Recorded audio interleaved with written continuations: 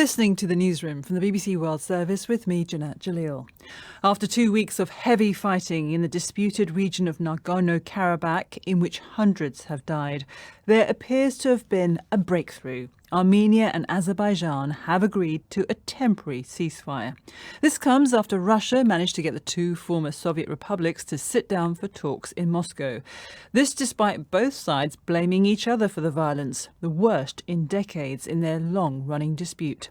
The Russian Foreign Minister, Sergei Lavrov, announced the agreement. И в соответствии с договоренностями президента Российской Федерации Владимира Путина. After lengthy negotiations between Russia, Armenia and Azerbaijan, the parties have agreed on the following steps. First, a ceasefire is announced, to be declared from midday on October the 10th, 2020, for humanitarian purposes, for the exchange of prisoners of war and other detained persons and the bodies of the dead, mediated and in accordance with the criteria of the International Committee of the Red Cross. I got more from our reporter, Mark Lobel. It's a significant step forward in this conflict, which has been going on for a while now and has cost over 300 lives and displaced thousands of people. We understand that there'll be a humanitarian ceasefire, a ceasefire in which there'll be the exchange of prisoners and also the transfer of deceased bodies from one side to the other. So there'll necessarily be a cessation of fighting for that moment, but we're not sure how long that will go on for. In fact, the Russian foreign minister went on to say that both that and an end to the decades-long conflict really has yet to come, and I think that's key. And we'll be looking at what happens next there. But with this specific breakthrough, I think it came after 11 hours of talks, and from the body language and from the way that the Russian Foreign Ministry was describing it, they're very proud of having negotiated this, and it's definitely a significant step forward. And it was the first direct talks, of course, that were taking place since the conflict erupted on the 27th of September.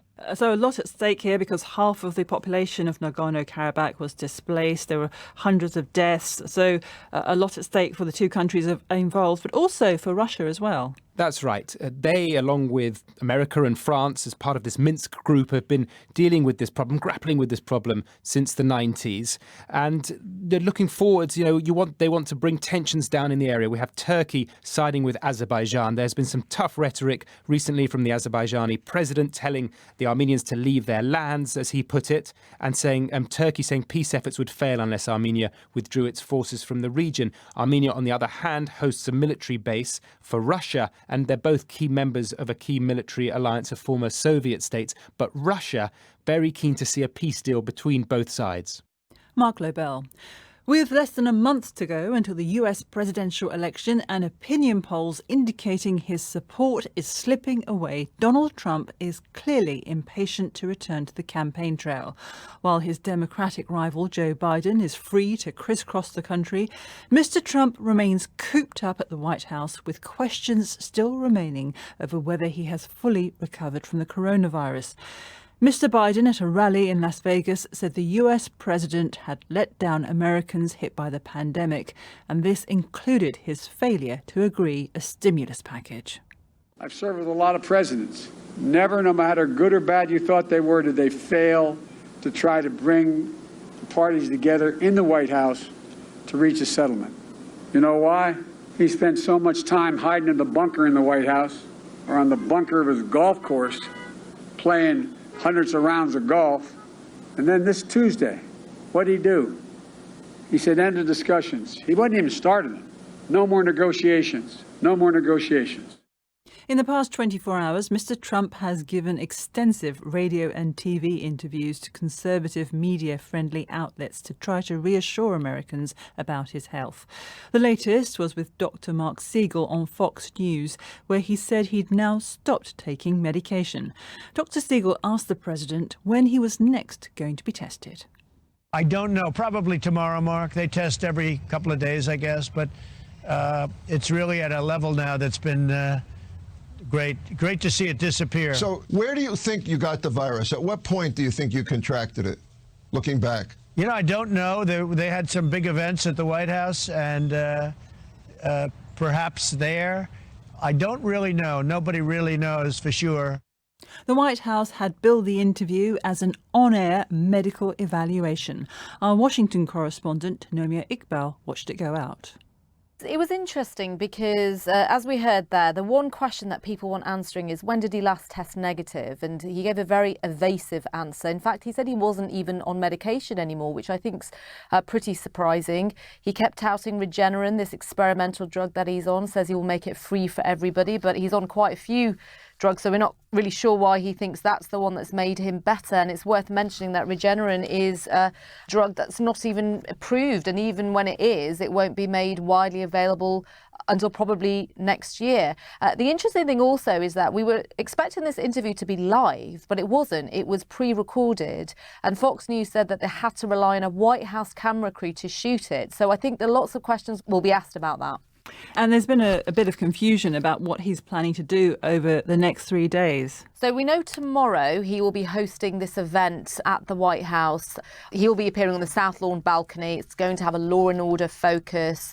They describe it as a White House event, not a campaign event. But I think given we're less than 4 weeks away from Election Day, I'm sure he will not miss the opportunity to attack the Democrats. But also he's having this rally on Monday in Florida, key swing state.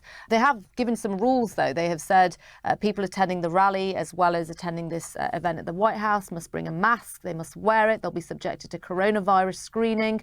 But it's all pretty ironic, really, given that the main event, which is him, Mr. Trump, as far as we know, still has COVID-19. And we now know that presidential debate, which was scheduled for next week in Miami, won't go ahead. But will one still happen before November the 3rd? Yeah, I don't think it was a massive shock that debate was cancelled.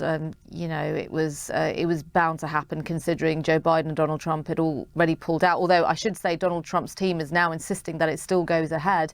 But the Debates Commission has released a statement saying that they're going to turn their attention to preparing for the final presidential debate, which is October the 22nd in Nashville. Donald Trump wants a third debate for October the 29th. Joe Biden has said that's too late because, of course, by then it's not long before Election Day.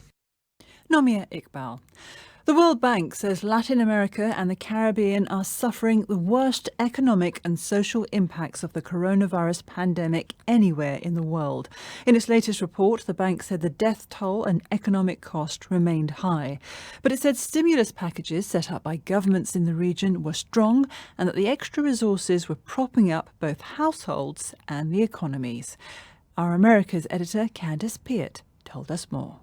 One of the key points out of the whole report was that they were saying that the pandemic is here to stay, and in Latin America the number of people dying in the region is still very high, and the bank is suggesting that governments need to focus on improving their health services.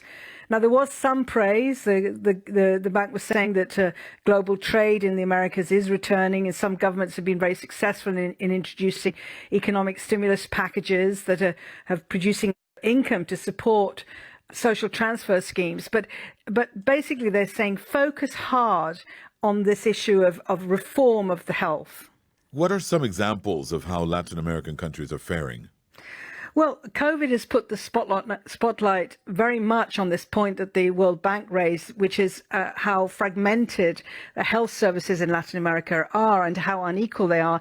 Many countries have a mixed public health service with private insurance, and this tends to funnel a lot of the money away from the public health service. So if you're rich and have private health, you are fine, but if you're poor, you're not. Now, this became a real problem, for example, in Chile, where many public hospitals, although it's a wealthy country, were brought close to collapse because the public service is so bad. Now, in Bolivia, for example, you've got a crisis with families having to find oxygen themselves to supply their relative in hospital, and city governments having to find their own funds to build emergency oxygen plants to help fill the gap. So basically, this is the kind of thing the World Bank's saying that they need to try and get right now. Candice Peart speaking to Emilio San Pedro. From the start of the pandemic, there were warnings that if COVID-19 reached Gaza, it could be disastrous. The overcrowded Palestinian territory, governed by the Islamist group Hamas, has a broken economy and weak healthcare. It's kept under blockade by Israel and Egypt, which say they have security concerns.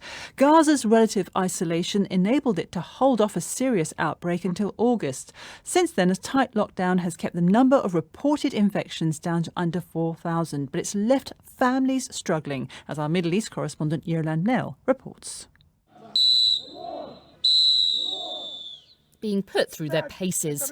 There's tough physical training for some of the 2,000 new police recruits taken on by Gaza's Hamas authorities in the past month to enforce their strict COVID controls.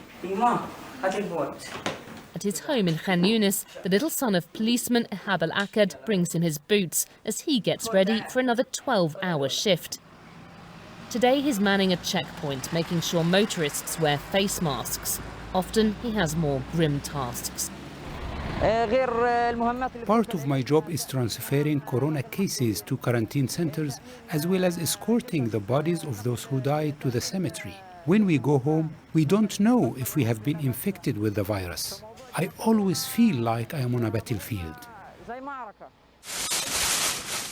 Nearby, doctors dress in donated PPE at the European hospital where COVID cases are treated. Long years of blockade, conflicts between militants and Israel and Palestinian infighting have all taken their toll on the healthcare system, raising fears it could easily be overwhelmed by this pandemic.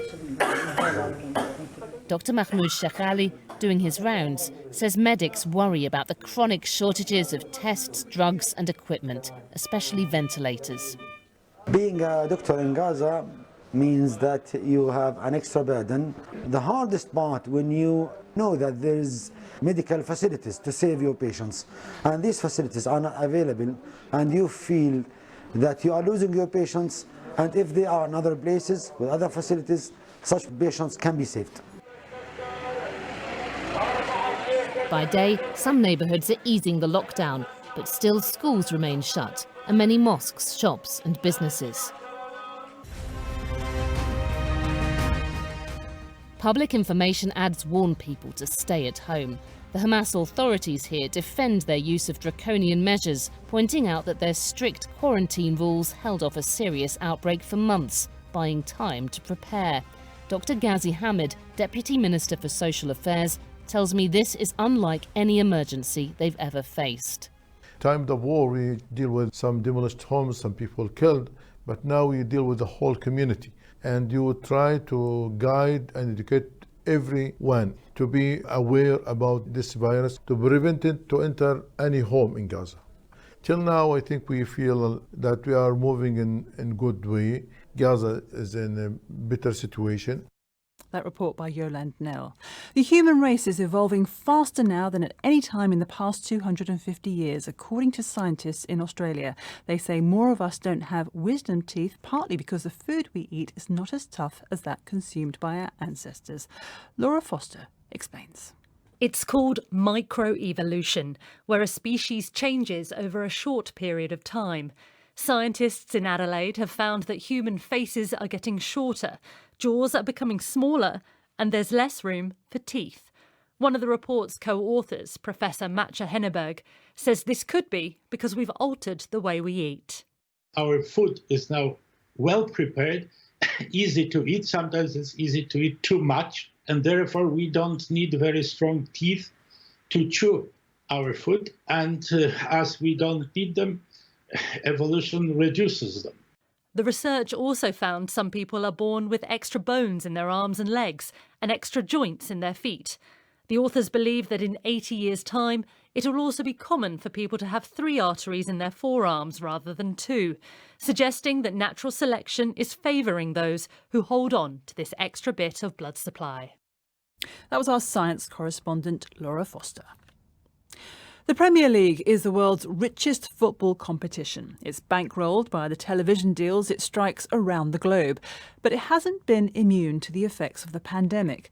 Spectators are still refused entry to stadiums because of coronavirus restrictions, and those based in the UK will now be charged more to watch matches on television, with around half of the schedule only available on pay-per-view. The newsroom's Nigel Adderley reports. Premier League clubs have recently spent a combined $1.5 billion on new players, but have collectively expressed concerns that the lack of spectators is having an impact on their finances. Since the competition resumed in June, UK viewers have enjoyed a luxury long afforded to the international audience.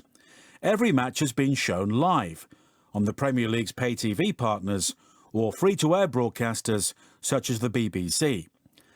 There was hope that spectators will be back in stadiums by the start of this month, but a rise in COVID-19 cases means there is now no time frame for their return.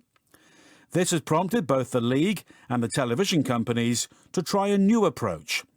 The broadcasters, who pay billions of dollars for the right to show the matches, were reluctant to keep offering extra games to their subscribers for no extra charge. So, from next weekend, matches not originally selected for live coverage will be sold separately to viewers for around $20 each. The Premier League have described it as an interim measure, and that they remain committed to the safe return of fans as soon as possible. But concerns have been expressed by supporters at the extra money they'll have to pay to watch their team, on top of annual subscriptions, and in some cases, several $100s on season tickets which they've not been able to use. Malcolm Clark is from the UK's Football Supporters Association. Obviously, we want to talk to the Premier League and the broadcasters about having another look at the price. We'd obviously want that to be lower if we can. But one of the major things we also want to happen is that clubs should now get on and refund those supporters who've paid for season tickets all of the money. The Premier League will be hoping this is a short-term measure and will continue to lobby the UK government over the issue of spectators in stadiums. In the meantime, supporters will have to dig deeper to watch their team, and the authorities will be hoping that this measure doesn't lead to fans unwilling or unable to pay, watching matches in larger groups, which could contravene coronavirus legislation. Nigel Adderley. Let's get the rest of the sports news now with Paul Serres. The defending champion Rafael Nadal will play top seed Novak Djokovic in the men's singles final at the French Open on Sunday. Nadal beat Argentina's Diego Schwartzman in straight sets in his semi-final to reach his 13th Roland Garros final, with the Spaniard having won all of his previous 12. Top seed Djokovic won an epic 5-set semi-final against Stefanos Tsitsipas. Victory for Nadal will see him equal Roger Federer's all-time leading record of 20 men's Grand Slam titles, but says he will be facing the toughest possible opponent. All the thing that I know is to play against Novak. I need to play my best. Without playing my best tennis, situation is very difficult. I know that is a court that I have been playing well for such a long time, so that helps. But at the same time, he has an amazing record here too. No. Saturday's women's final pits Polish teenager Iga Świątek against the reigning Australian Open champion Sofia Kenin. Manchester United and England striker Marcus Rashford has been honoured with an MBE by Her Majesty the Queen in recognition of his services to vulnerable children during the coronavirus crisis. Rashford successfully lobbied the British government to support children eligible for free school meals, ensuring the service would continue during lockdown and over the summer months. Rashford says there's still lots to be done. It's a nice moment for me personally, but I feel like I'm still sort of at the beginning of the journey that I set out to try and achieve. So I think what I'd like to do now that I'm in this position is just speak directly to the Prime Minister and really ask for the vouchers to be extended at least until October half term, because I think that's what the families need, speaking to them. And the Miami Heat beat the Los Angeles Lakers 111-108 in Game 5 of the NBA Finals, with Jimmy Butler top scoring for the Heat with a 35-point triple-double. The Lakers lead 3-2 in the best-of-7 series and have a second chance to clinch their first title in a decade on Sunday evening. Paul, thank you. Chris is here now with some other stories from our news desk. The president of Taiwan, Tsai Ing-wen, has said she wants to have a meaningful dialogue with China, provided Beijing is willing to resolve antagonisms. Speaking on Taiwan's National Day, she promised to maintain stability across the Taiwan Strait. Switzerland says it's received information that a Swiss woman held hostage by jihadists in Mali was killed a month ago. The name of the woman, who was captured almost 4 years ago, was not given. And a team of physicists has discovered the fastest possible speed that sound waves can travel. The scientists from institutions in Moscow, London and Cambridge established that sound can move through solid atomic hydrogen at a maximum velocity of close to 36 kilometres per second. Thank you. Now, does the type of music you like reveal a lot about your personality? A survey of tens of millions of songs streamed by thousands of people on Spotify suggests that it does. It found that those who listen to punk are disagreeable, folk fans have open natures, and blues aficionados are emotionally stable. Well, let's hear now from Dr. Victoria Williamson, who's a lecturer in music psychology at the University of Sheffield, starting with what the survey says about her own taste in music. Looking out on the morning rain. The tastes that I have, according to this survey, speak to me being openness to experience high and agreeableness high, because I'm a big fan of 60s soul music and early pop music.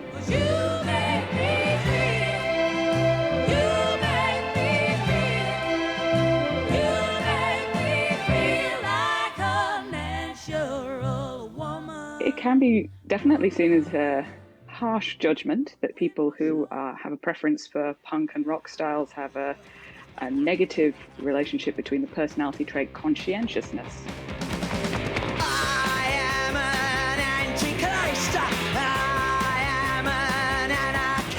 But at the end of the day, this is a very large group of people that they're studying, and in no way does this kind of correlational relationship speak one-to-one, so it doesn't speak to every person who has these musical style traits. But I'm sure some of the artists behind these traits would recognise some of these traits within their fan base.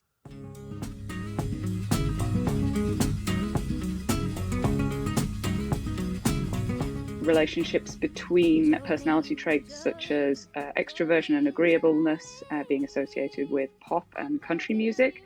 That's been known for a long time. Jolene, Jolene, Jolene, Jolene.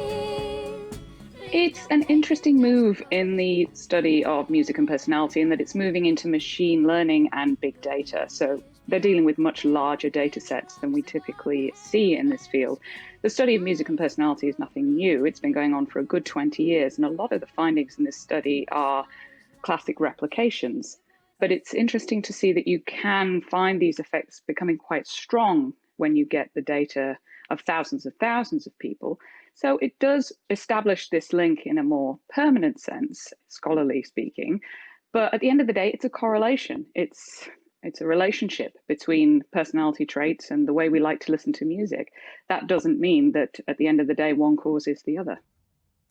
That was Dr. Victoria Williamson from the University of Sheffield talking about whether your taste in music gives an insight into your personality. Thanks very much for listening to The Newsroom. A summary of world news is next.